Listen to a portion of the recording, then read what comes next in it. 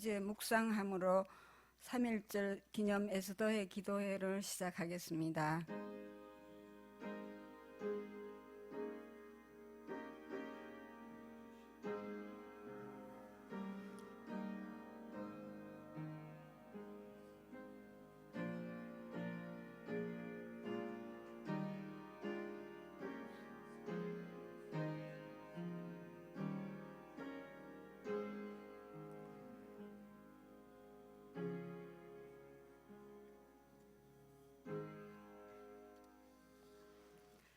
찬송가 210장 부르시겠습니다.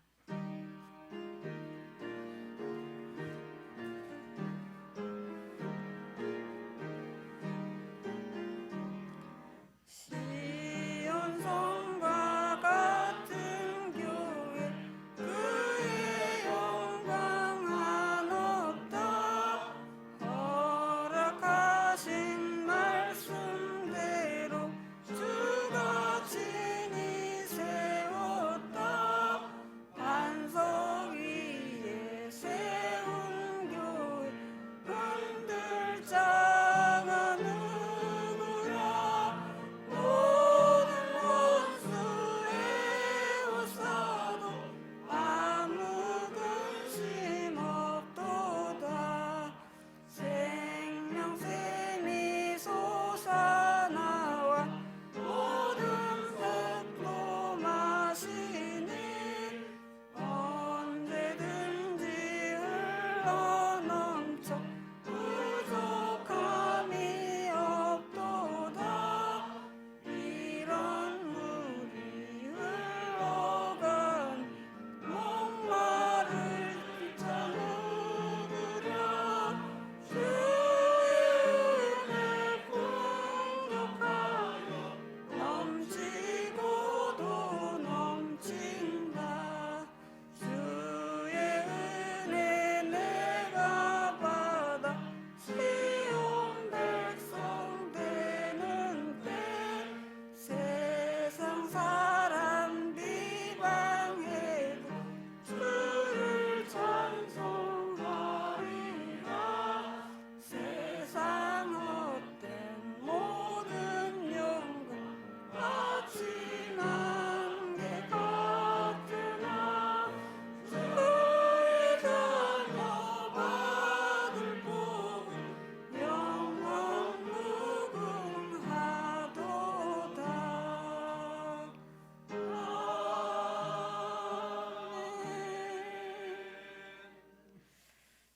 연합회 부회장으로 섬기시는 유춘희 권사님 기도하실 때 다 함께 기도하겠습니다. 찬양과 영광을 받으시기에 합당하신 하나님 아버지, 오늘의 삶도 지켜주시고 이 저녁 주님의 몸된 제단에서 에스더 기도회로 예배드리게 하심을 감사드립니다.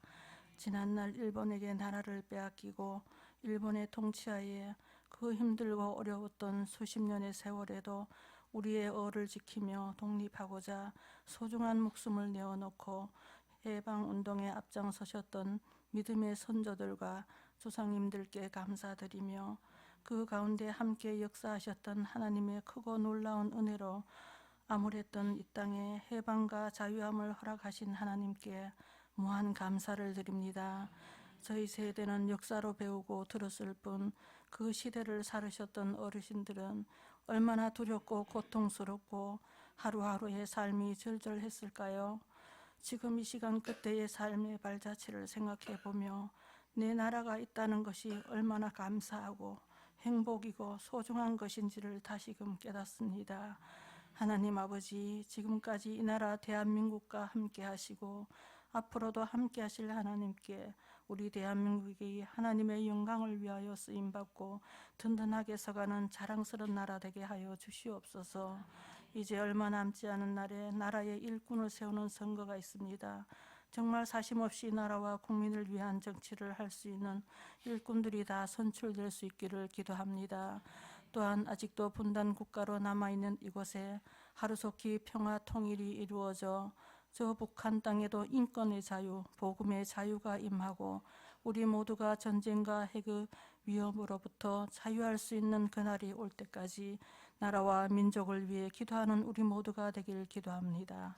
지금도 가자 지구와 우크라 전쟁으로 많은 생명들이 죽어가고 있는 그곳에서 종전이라는 기쁜 소식이 들리길 소망합니다. 사순절을 지나면서 십자가를 지고 고난의 길을 묵묵히 걸으셨던 예수님의 삶을 묵상하는 시간 되게 하시고, 오직 복음을 전하게 하시려고란 주제로 말씀을 전하실 목사님께 성령의 능력으로 더하셔서 모두가 은혜 받는 귀한 시간 되게 하여 주시옵소서. 우리의 죄를 대신하여 고난의 십자가를 지신 예수님 이름으로 기도드립니다. 아멘.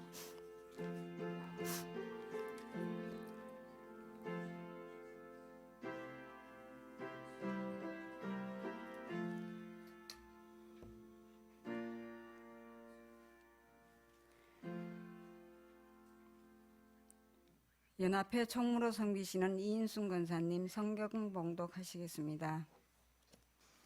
하나님 말씀 고린도전서 1장 10절에서 17절까지의 말씀입니다. 형제들아, 내가 우리 주 예수 그리스도의 이름으로 너희를 권하노니 모두가 같은 말을 하고 너희 가운데 분쟁이 없이 같은 마음과 같은 뜻으로 온전히 합하라. 내 형제들아, 글로에의 지편으로 너희에 대한 말이 내게 들리니 곧 너희 가운데 분쟁이 있다는 것이라. 내가 이것을 말하거니와 너희가 각각 이르되 나는 바울에게, 나는 바올로에게, 나는 게바에게, 나는 그리스도에게 속한 자라 한다는 것이니, 그리스도께서 어찌 나뉘었느냐? 바울이 너희를 위하여 십자가에 못 박혔으며 바울의 이름으로 너희가 세례를 받았느냐? 나는 그리스보와 가이오 외에는 너희 중 아무에게도 내가 세례를 베풀지 아니한 것을 감사하노니, 이는 아무도 나의 이름으로 세례를 받았다 말하지 못하게 하려 함이라. 내가 또한 스데바나 집 사람에게 세례를 베풀었고 그 외에는 다른 누구에게 세례를 베풀었는지 알지 못하노라. 그리스도께서 나를 보내심은 세례를 베풀게 하려 하심이 아니요 오직 복음을 전하게 하려 하심이로되, 말의 지혜로 하지 아니함은 그리스도의 십자가가 헛되지 않게 하려 함이라. 아멘. 이제 연합 여신도회 회원들 나오셔서 특송하시겠습니다.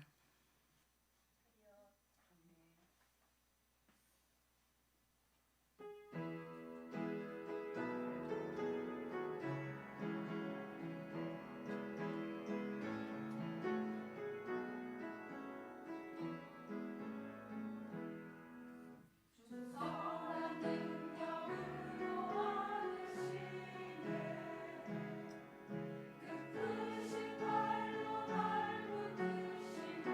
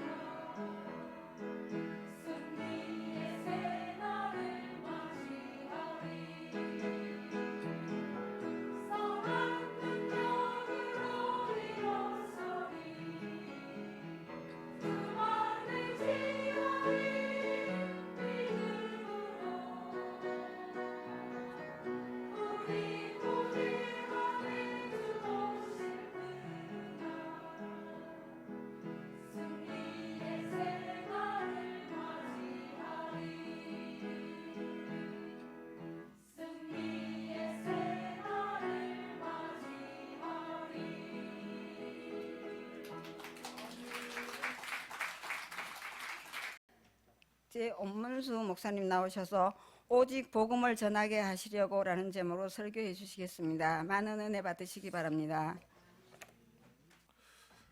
한 달 만에 수요예배 설교입니다. 한 달 만이라서 처음 하는 것 같이 너무 떨립니다.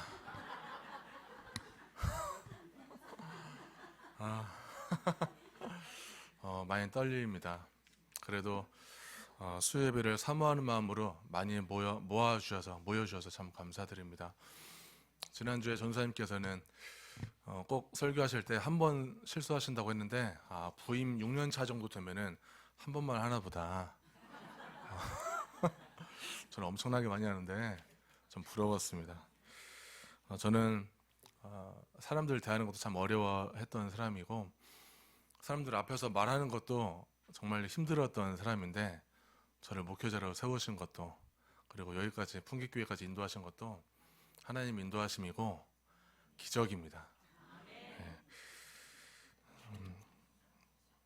제가 사람 앞에서도 참 떨리는데 이 진리의 말씀을 전하는 게 참 더 떨립니다. 저도 못 지키는데 저도 잘 못 지키는 말씀을 전하는 게 참 떨리는 일입니다. 그래도 이 복음을 전하는 이 자리는 참 귀하고 감사합니다.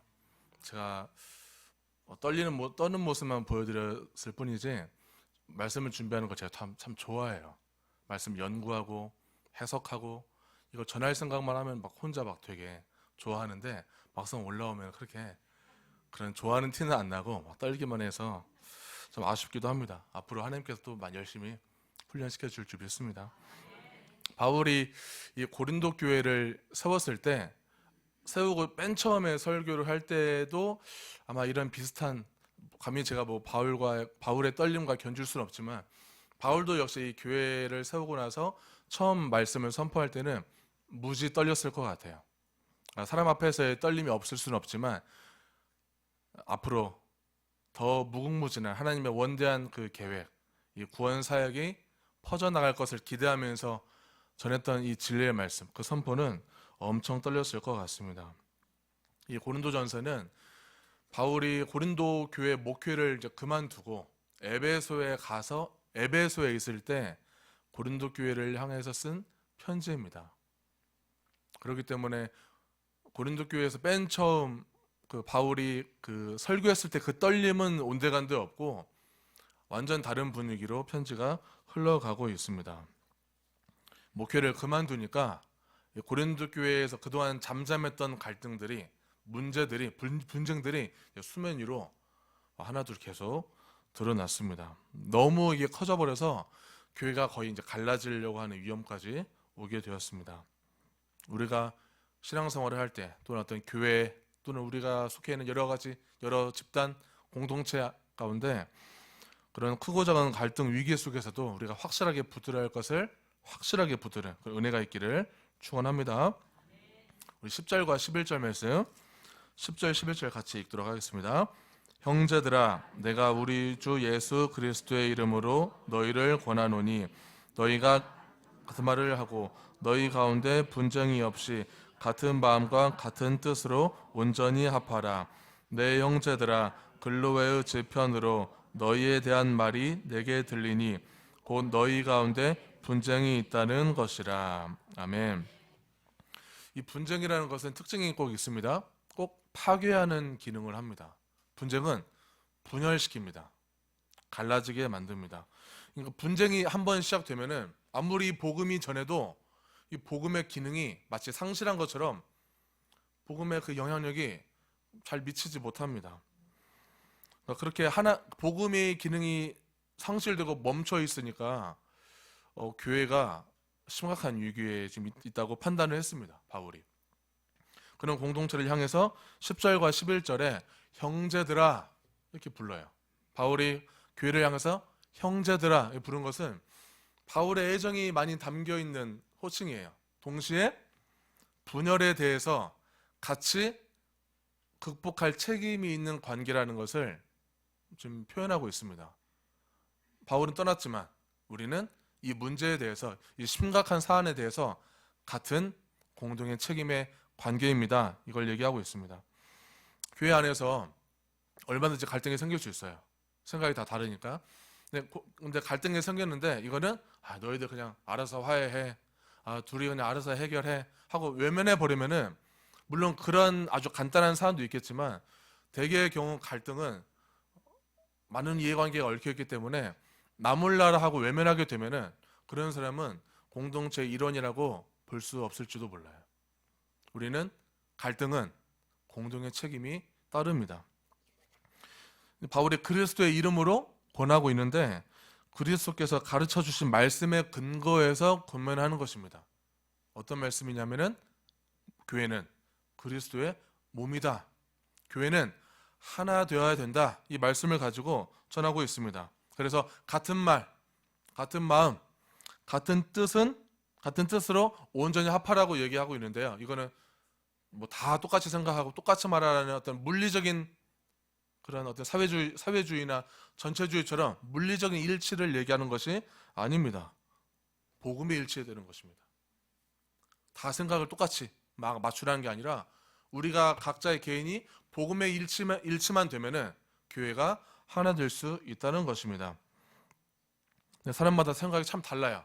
교회가 생각이 같은 사람이 뭐 얼마나 있겠습니까? 다 달라요. 물어보면 다 다릅니다. 다 가지고 있어요. 말을 안 할 뿐이지. 다 속으로만 생각할 뿐이지 생각이 정말 첨예하게 달라요. 그래서 갈등은 자연스러운 거예요. 충돌하는 건 자연스러운 일이에요. 사람이 있는 집단은 모두가 다 이런 갈등이 다 있습니다. 제가 지금 올해 이제 4월이 되면 결혼한 지 3년이 이제 되어 가요. 제 아내하고 제가 서로 다르다는 것은 예상했는데 이렇게 다를 줄은 몰랐어요. 너무 다르니까 제가 말하고 행동하는 걸 일부러 반대로 말하고 행동하는 줄 알았어요. 처음에 저 화나게 하려고 샤워기를 저는 왼쪽으로 이렇게 놓으면은 꼭 오른쪽으로 이렇게 놓고 뭐 이거 말고도 너무나 많아요. 진짜 저 화나게 하려고 그런 줄 알았어요. 근데 나중에서야 받아들였어요. 근데 받아들이기 전에는 참 힘들었죠. 어떻게 살아야 될까? 계속 살아야 되는데 계속 살려면은 이거 하나밖에 없었어요. 죽는 연습을 계속 했습니다. 아마 저는 이미 이제 신혼이니까 그렇지만 여기 계신 분들은 얼마나 많이 죽으셨겠어요. 상상도 못할 만큼 많이 죽으셨을 것 같습니다. 근데 복음이라는 것은 예수님께서 우리를 위해 죽은 것입니다. 살리려면 죽어야 됩니다. 교회는 내가 죽고 복음에 일치되어야 온전히 합할 수가 있습니다. 우리 사랑하는 성도님들, 매일 죽는 게 일상이 되기를 축원합니다. 이 고린도 교회의 문제가 이 글로의 집안 그 사람들로부터 바울에게 들려왔어요. 이 소식을. 지금 교회가 지금 심각합니다. 들려왔어요. 근데 바울이 그러니까 직접 자기에게 문제를 얘기한 게 아니라 간접적으로 전해 들은 것에 대해서 다소 꾸중하는 마음이 좀 담겨 있어요. 동시에 그래도 이제라도 교회의 심각성을 듣게 된 것에 대한 이 감사함이 있습니다. 그러니까 그만큼 이 분쟁이 정말 심각한 상황이었어요. 거의 교회가 쪼개질 정도의 문제가 있었습니다. 바울이 세 가지 질문을 가지고 그 교회를 비판하기도 하고 또 자기 자신을 변론하기도 하는데 13절 말씀을 가지고 13절에 있는 세 가지 질문을 가지고 계속 이어가 보도록 하겠습니다. 13절 말씀 제가 읽겠습니다. 그리스도께서 어찌 나뉘었느냐, 이게 첫 번째입니다. 첫 번째 질문. 이 첫 번째 질문은 그리스도 안에서 하나된 이 교회의 본질에 대한 질문입니다. 하나된 교회는 분명히 그리스도의 십자가의 죽음과 부활을 통해서 행하시는 이 구원의 행위에 기초하고 있습니다. 그러니까 그리스도가 한 분이신데 어째서 너희들은 좀 나뉘어져 있느냐라고 얘기하는 것입니다. 그 나뉘어진 이제 파벌들이 12절에 나옵니다. 12절 말씀, 12절 같이 읽겠습니다. 12절 같이 읽겠습니다. 내가 이것을 말하거니와 너희가 각각 이르되 나는 바울에게, 나는 아볼로에게, 나는 게바에게, 나는 그리스도에게 속한 자라 한다는 것이니. 자, 몇 개의 파벌이 나오죠? 네, 4개의 파벌이 나오고 있습니다. 바울파, 아볼로파, 게바파, 그리스도파. 가장 그래도 괜찮은 파가 뭐 같습니까? 네. 짜오셨나요? 이렇게 대답할 줄 몰랐어요. 예상을 못했어요. 자, 이제 파별로 다 특징이 있습니다. 바울파는 바울이 처음에 고린도 교회를 세우고 한창 목회할 때 바울에게 충성을 다했다. 바울의 복음을 듣고 충성을 다하는 사람들입니다. 근데 바울이 이제 목회를 그만두니까, 바울이 목회를 할 때는 다 바울 편이 좀 많잖아요, 교회가. 근데 바울이 그만두니까 분파들이 막 생겨나요. 갈라지고 바울에 대한 비판 세력들이 막 일어나니까 이 바울파 사람들이 더 응집을 한 거예요. 더 완전히 응집해서 좀 심각성을 좀 깨달았어요. 바울의 입지가 흔들리고 있고 바울의 입지가 좁아지고 있으니까 더 이제 하나로 뭉쳤습니다. 자, 이 사실을 역으로 보면은 그만큼 바울에 대한 비판적인 그 시선과 생각들도 아주 많이 있었다는 거예요. 그렇게 훌륭한 바울도 반대 세력이 굉장히 많았습니다. 중요한 거는 바울은 이 바울파를 긍정적으로 보지 않았어요. 바울파는 누구를 지지하는 세력이죠?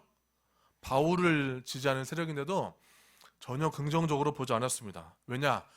교회라는 이 연합이라는 관점에서 보면은 바울파 역시 분탕질하는 분파 세력의 하나일 뿐이기 때문이에요.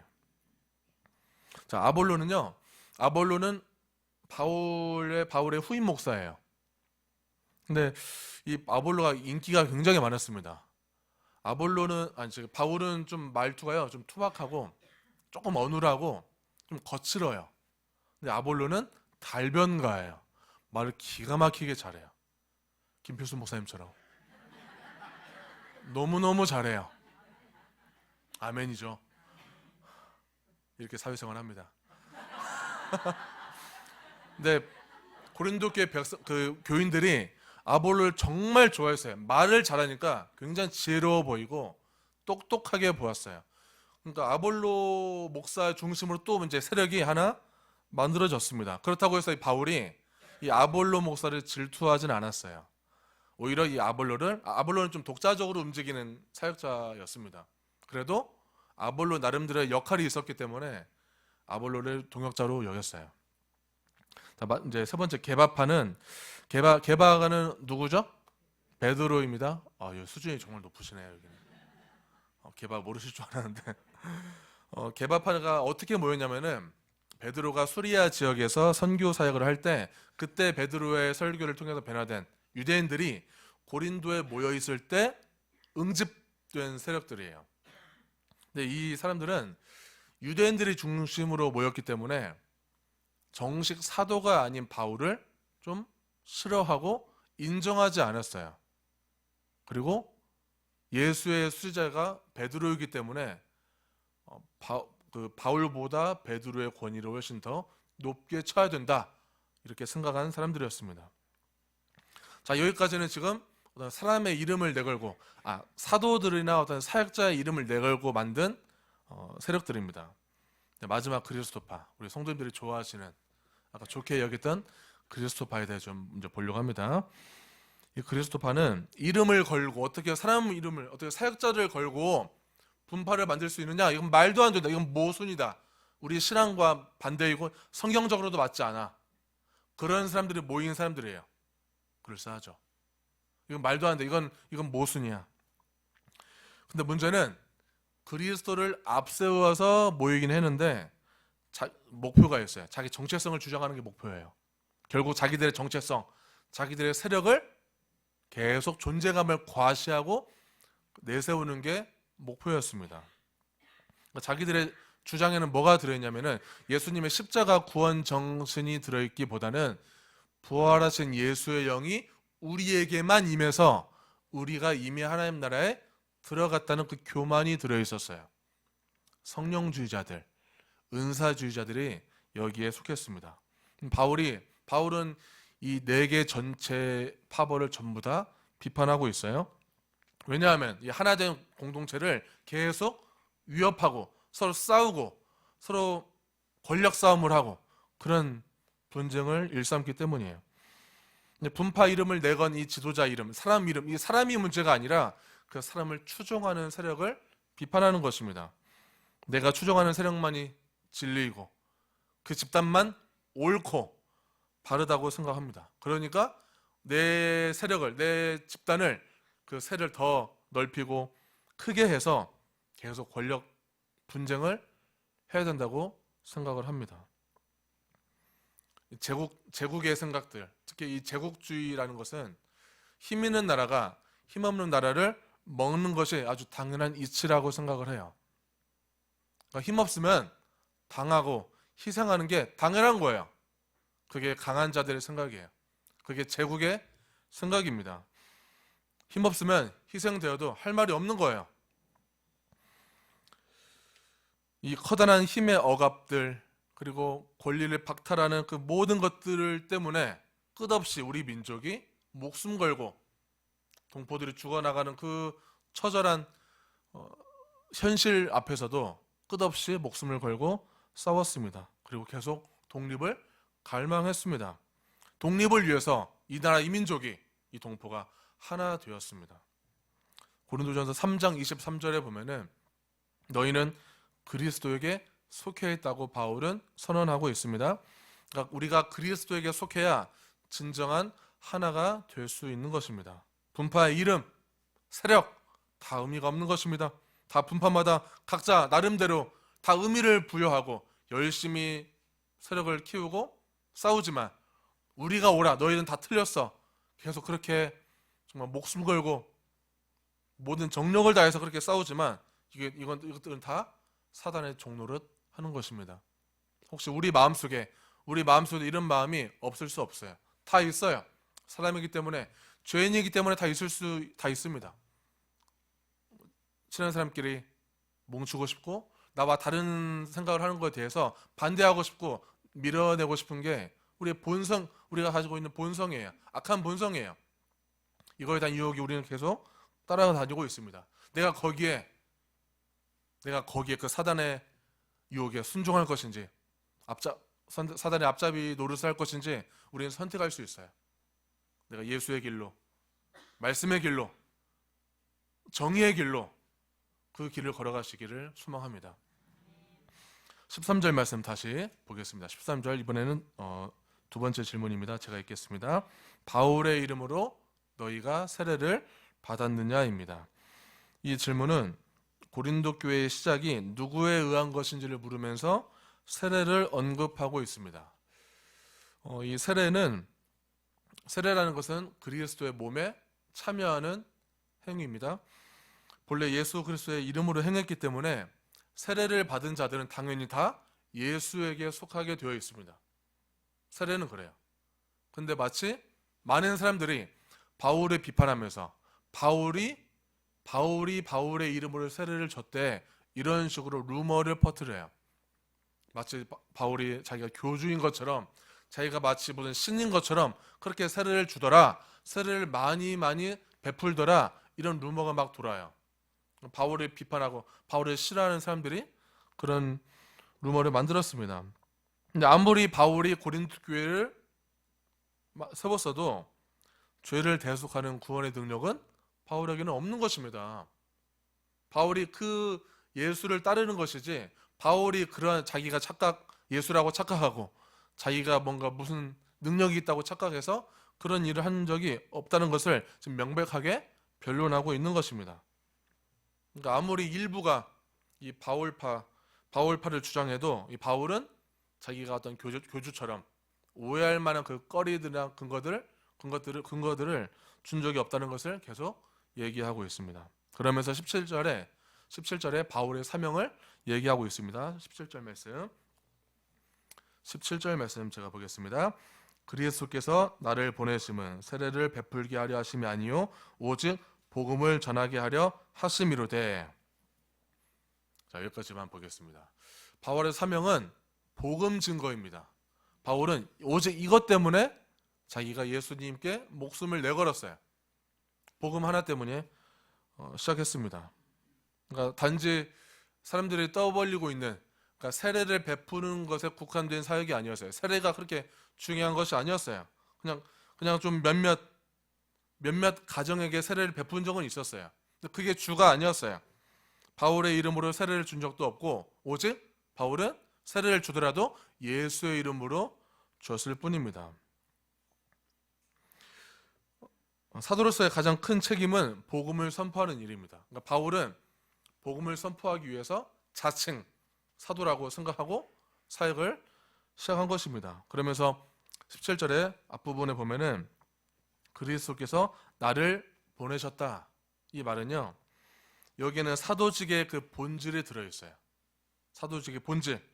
처음에 바울이 사울이었을 때 예수를 믿는 자들 잡아다가 가두고 때리고 죽이기까지 했던 그 사악한 그 바울이 감에서 도상에서 처음 만난 예수를 통해서 위임받은 것은 이방인에게 복음을 선포하는 일이었어요. 그 일을 위해서 바울이 예수님께 부름 받았고 나는 그저 보냄받은 자일 뿐이라고 고백하고 있는 것입니다. 여기 계신 성도님들도 저도 마찬가지로 우리 성도들은 또 신자는 또 우리가 가지고 있는 각자의 직분은 내가 하고 싶어서 하는 게 아니라 예수가 우리를 부르셨고 우리는 예수께 보냄받은 자일 뿐이라는 것입니다. 우리의 직분은 내가 잘난 게 아니에요. 내 능력이 아니에요. 그냥 보냄받은 자일 뿐이에요. 하라는 대로 하면 됩니다. 내 생각과 내 판단과 내 어떤 욕망에 의해서 걸어가는 것이 아니라 하나님이 하라는 대로만 하면 되는 것입니다. 이거 참 어려워요. 우리가 자꾸 섞이거든요. 내 생각과 하나님의 생각의 진리가 교묘에 섞여서 마치 내 생각이 하나님의 생각인 것처럼 말하고 행동할 때 많습니다. 이거를 자각한 것만으로도 훌륭한 거예요. 내가 지금 사단의 뜻대로 하고 있구나. 이걸 자각하시는 것만으로도 정말 훌륭한 것입니다. 하나님이 기뻐하실 일이죠. 왜냐하면 그걸 자각해야 다시 돌이킬 수 있기 때문이에요. 우리는 보냄받은 자입니다. 보냄받은 대로 하나님이 하라는 대로만 말하고 행동하는 삶이 되기를 축복합니다. 자, 13절 이제 세 번째 질문입니다. 세 번째 질문, 바울이 너희를 위하여 십자가에 못 박혔는가? 자, 예수님께서 우리를 위해서 십자가에서 달리신 분으로서 교회의 유일한 근거가 되시는데 어째서 그리스도를 대신해서 인간 사도들을 내세우고 있느냐? 그것도 자기 이름을 거론하면서 바울파를 얘기하면서 어떻게 바울의 이름으로 너희들 모일 수가 있느냐? 얼마나 모순된 것인지를 꼬집고 있습니다. 다시 17절 말씀 보겠습니다. 17절 후반절 보겠습니다. 말의 지혜로 하지 아니함은 그리스도의 십자가가 헛되지 않게 하려 함이라. 자, 여기에서 17절에서 아까 세례 얘기를 하다가 세례 언급을 하고 변론을 하다가 이제는 십자가의 주제로 넘어갔습니다. 그러면서 말의 지혜가 나오는데요. 이 말의 지혜는 되게 중요해요. 이 고린도 교회 그 백성들, 교인들에게 이 말의 지혜는 되게 중요한 사고 양식 중에 하나입니다. 당시 교회는 이 지혜에 대해서 좀 굉장히 우대하고 우월적인 생각을 갖고 있었어요. 그러니까 지혜로운 사람이 굉장히 우월한 존재로 여겼습니다. 말의 지혜는 말로 현란하게 감동시키는 이 수사학적 기술이 들어간 연설 같은 거예요. 말을 잘하면 아주 높이 평가를 받았어요. 말을 아주 뛰어나게, 아까 아볼로 달변가들이 거기서 굉장히 지식인으로 통했어요. 수사학이라고 해요. 수사학, 말을 잘하는 것. 헬라 문화에서는 이 수사학이 아주 높은 대우를 받았습니다. 그래서 이 말의 지혜와 예수님의 그 십자가를 같이 대비시키고 있는 거예요. 두 개 같이. 왜냐? 수사학적 기술이 들어간 이 말들은 그저 세상의 지혜에 불과하다는 거예요. 아무리 말을 잘해도 복음이 다 믿어지는 건 아니에요. 그러니까 복음의 믿음은, 그 복음에 대한 믿어지는 믿음은, 십자가 능력은 말을 잘한다고 해서 나오는 것이 아닌 것입니다. 바울이 복음을 가지고 사활을 걸고 목숨을 걸고 나왔을 때는 달변으로 승부를 걸지 않았어요. 말을 잘해야 돼, 논리적으로 해야 돼, 세련되게 해야 돼, 뭔가 막 목소리도 좋아야 돼, 여기에 막 치중하지 않았어요. 바울은 생긴 대로 열심을 다해서 복음을 전파했습니다. 특히 예수 십자가의 영성을 붙들고 사역했습니다. 말로 전하긴 하지만 바울은 삶으로 보여줬어요. 행동으로 보여줬어요. 우리 말로 보여주는 거, 행동으로 보여주는 거 정말 어렵습니다. 세상은요, 세상에 볼 때 십자가 사건은 참 초라하고 어리석어요. 아무 의미가 없는 것 같아요. 복음이라는 것은 똑소리나는 말로 세련되고 논리적이고 효율적으로 전해지는 게 아닌 것입니다. 오히려 여기에 치중하다 보면, 이 기술적인 거에 치중하다 보면 복음을 가로막는 도구가 됩니다. 복음은 행함을 통해서, 그리고 성령과 능력으로 나타나는 것입니다. 교회가 분쟁과 갈등이 생길 때, 이 화평을 깨는 이 세상의 악함 앞에서도 붙잡아야 할 것은 가장 미련해 보이지만, 가장 없어 보이지만 가장 능력이 있는 그리스도 예수이십니다. 바울은 이러한 갈등들, 여러 가지 인간적인 인간관계의 갈등, 교회 갈등, 모든 문제의 갈등에 대해서 인간적인 방법으로, 윤리적인 방법으로 해결하려고 하지 않았습니다. 더 거꾸로, 더 훨씬 멀리 돌아가는 방식, 그렇지만 가장 확신한 방식, 예수 그리스도를 선택했습니다. 우리의 모든 문제들, 우리의 병든 신앙들, 나라와 민족에 대한 모든 해답들은 이 복음에 대한 바른 인식, 바른 이해와 또 삶의 실천에서 나오는 성령의 능력에 있는 줄로 믿습니다. 그러려면은 우리가 내 문제를 명확하게 봐야 됩니다. 우리를 봐야 돼요. 다른 사람의 티를, 다른 사람의 허점, 다른 사람의 잘못들, 실수들, 여기에만 완전히 우리의 모든 걸 올인하는 게 아니라 내 자신에게 올인해야 되는 것입니다. 우리 자신을 잘 안 보려고 해요. 우리 자신을 보다 보면은 추하고 더러운 것들이 많이 보이거든요. 근데 이거 보고 싶은 사람이 누가 있어요? 안 보려고 해요. 가장 만만한 다른 사람들, 나만 아니면 돼, 이런 생각으로 다른 사람들의 문제를 짚어내기에 바빠요. 그래서 적어도 나는 나쁜 사람은 안 돼야 되니까 내 편을 많이 만들려고 합니다. 내 세력이 많아지면은 적어도 나는 지금 꽤 괜찮게 신앙생활하고 있고 꽤 괜찮은 무리에 속해 있다고 착각하고 거기에 자유하게 돼요. 말만 뱉고 다른 사람들 다 수습하게 만드는, 나는 전혀 아무것도 책임지려고 하지 않고 하는 그 모든 우리 마음의 작동들은 자꾸만 나는 좋은 사람으로만 남으려고 하는 우리 욕망이 담겨 있습니다. 다른 사람에게 다 책임을 떠넘기려고 하고, 다른 사람들의 나쁜 점, 안 좋은 것들을 계속 이간질하고 험담하고, 대신 다른 사람 얘기를 계속 내가 전해주는 메신저 역할을 계속 한다는 것은 사단이 제일 좋아하는 일입니다. 나도 모르게 이런 것들 다 나도 모르게 하는 거예요. 알고 하는 사람이 없어요. 나도 다 모르게 하는 것입니다. 하다 보면은 나도 모르게 내뿜는 이 힘의 논리와 이 욕망의 씨앗들이 인간과 우리 가정과 또 교회와 공동체와 나라까지도 병들게 할 수 있는 것입니다. 하나님께서 우리를 부르신 목적은 분명한 이유가 하나 있습니다. 복음 증거입니다. 그리고 복음대로 사는 것입니다. 죽음을 두려워하지 않고 싸운 선조들처럼 바울이 예수님을 바라보면서 죽음을 불사하고 생명을 걸고 사역한 것처럼, 에스더가 죽으면 죽으리라 각오한 것처럼 분열되고 망가지는 이 영혼과 공동체와 나라를 위해서 나부터 회개해야 합니다. 교회를 하나 되게 하는 것, 우리가 은혜로 매일 은혜로 새로운 피조물이 되는 것, 인생의 모든 고통의 문제와 해답은 십자가 복음에 있는 줄로 믿습니다. 반석 위에 세우신 이 교회를, 우리 나라를 누구도 흔들 수 없고, 세상의 질서, 내 판단, 내 경험 다 내려놓고 오직 복음대로 살아내도록 보냄받은 그리스도인으로서, 또는 분열을 통일과 평화로 만드는 그리스도인 다 되시기를 축원합니다. 기도하겠습니다.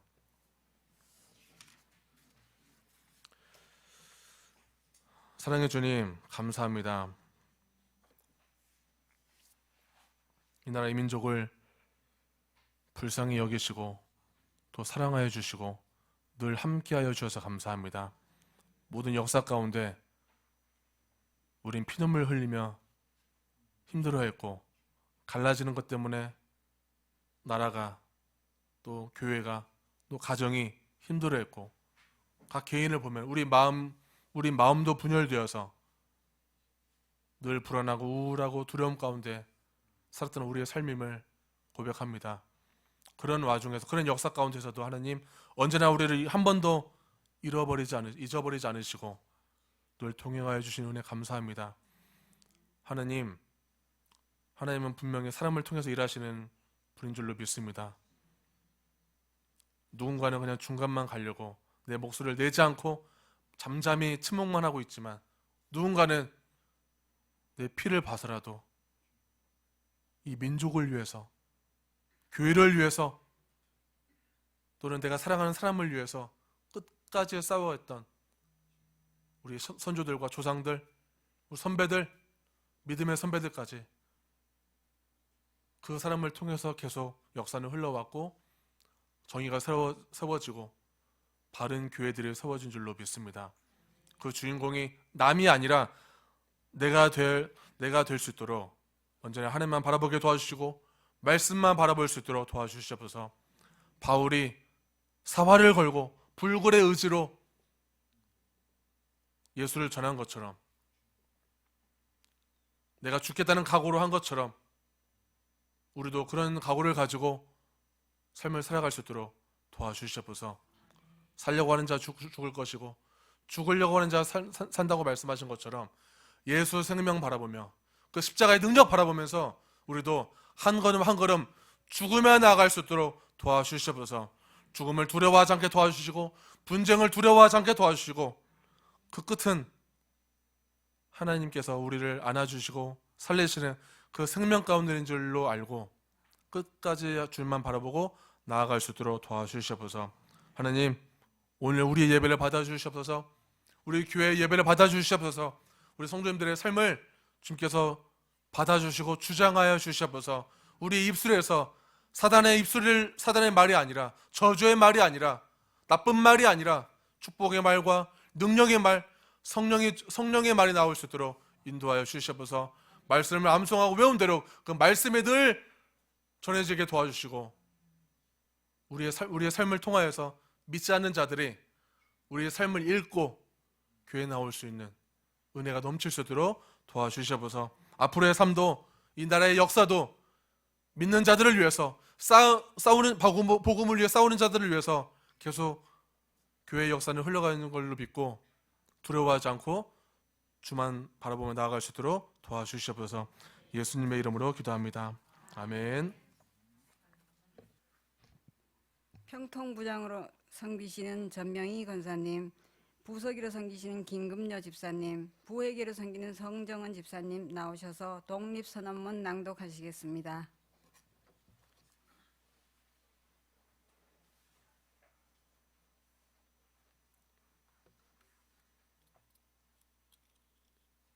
독립선언문. 우리는 여기에 우리 조선이 독립된 나라인 것과 조선 사람이 자주하는 국민인 것을 선언하노라.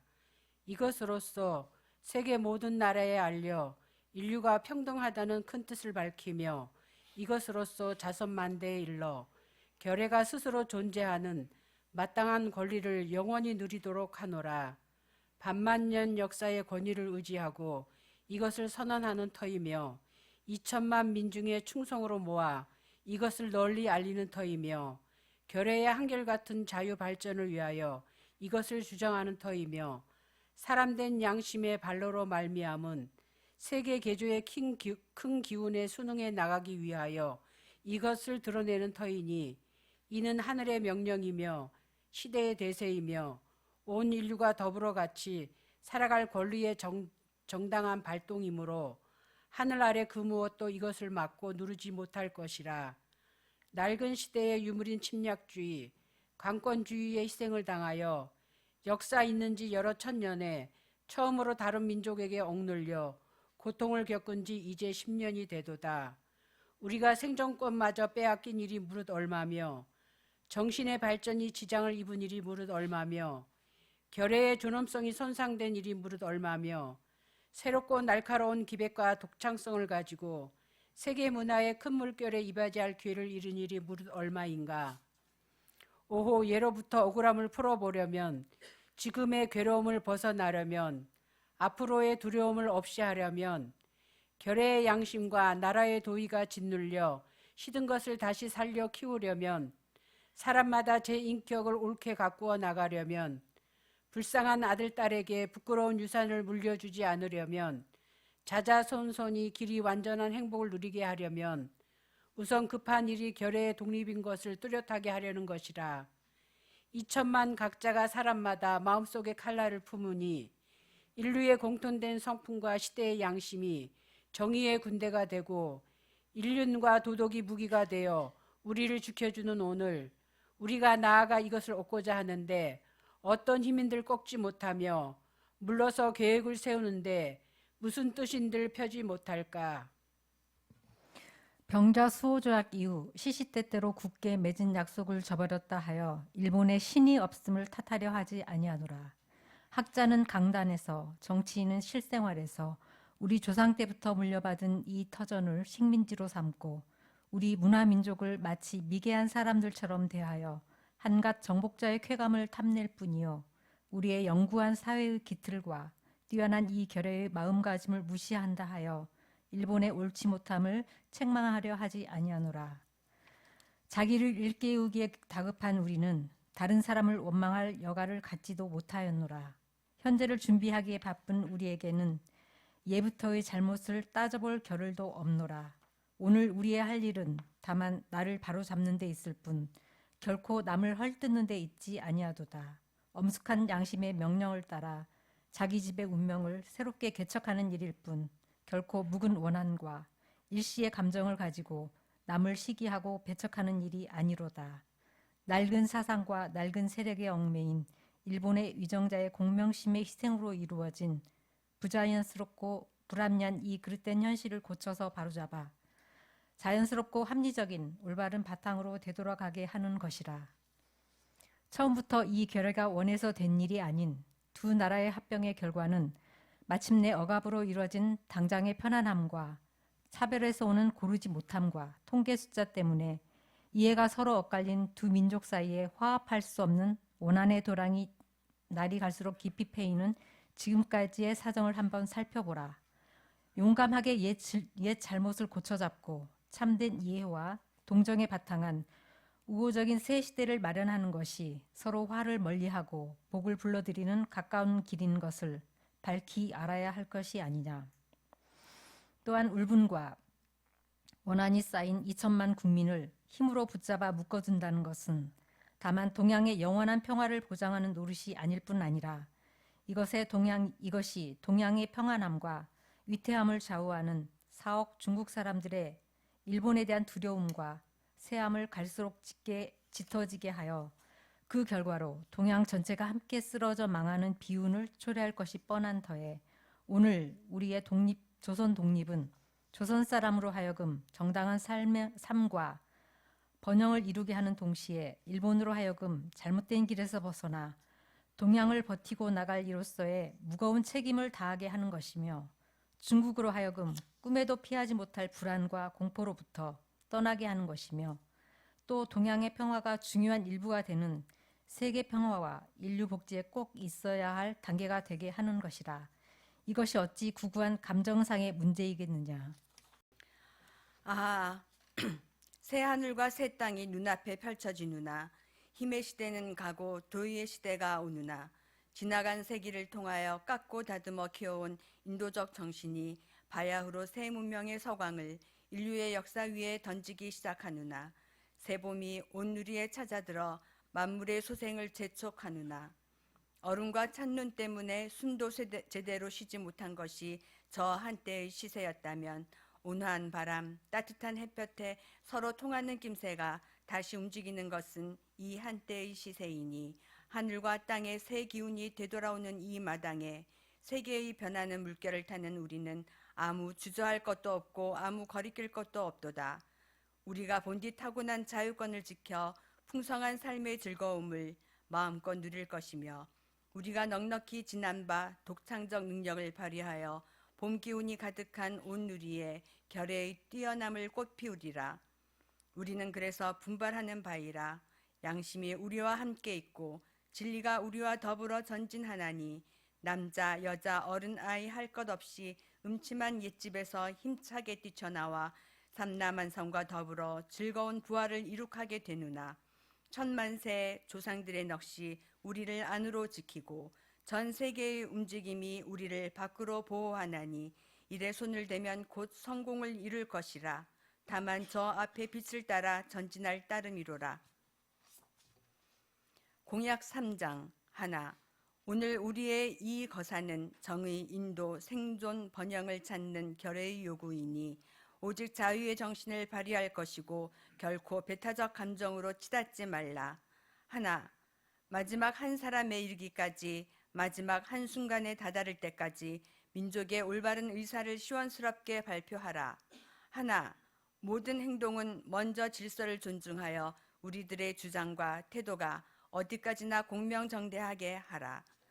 나라를 세운 지 4252년 되는 해 3월 초하루 조선민족 대표 손병희, 길선주, 이필주, 백용성, 김완규, 김병조, 김창준, 권동진, 권병덕, 나용환, 나인협, 양전백, 양한묵, 유여대, 이갑성, 이명용, 이승훈, 이종훈, 이종일, 임예환, 박준승, 박희도, 박동환, 신흥식, 신석구, 오세창, 오하영, 정춘수, 최성모, 최린, 한용운, 홍병기, 홍기조.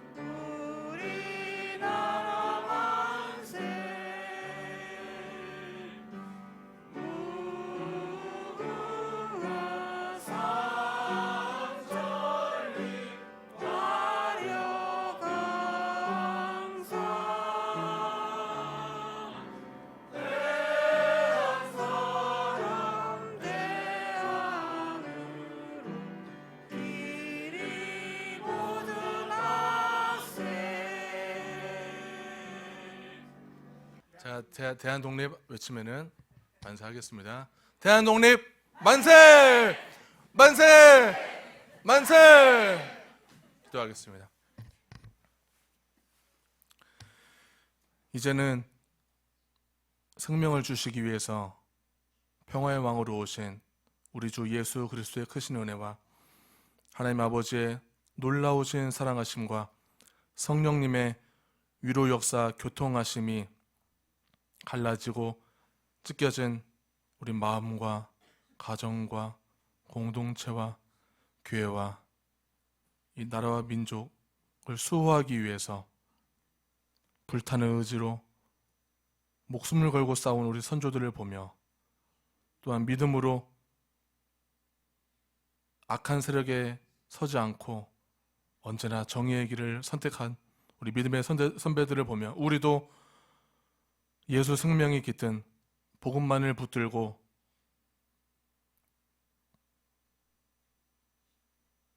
악한 것을 선택하지 않고 지금도 강자로서 떵떵거리며 사는 이들을 부끄럽게 하기 위하여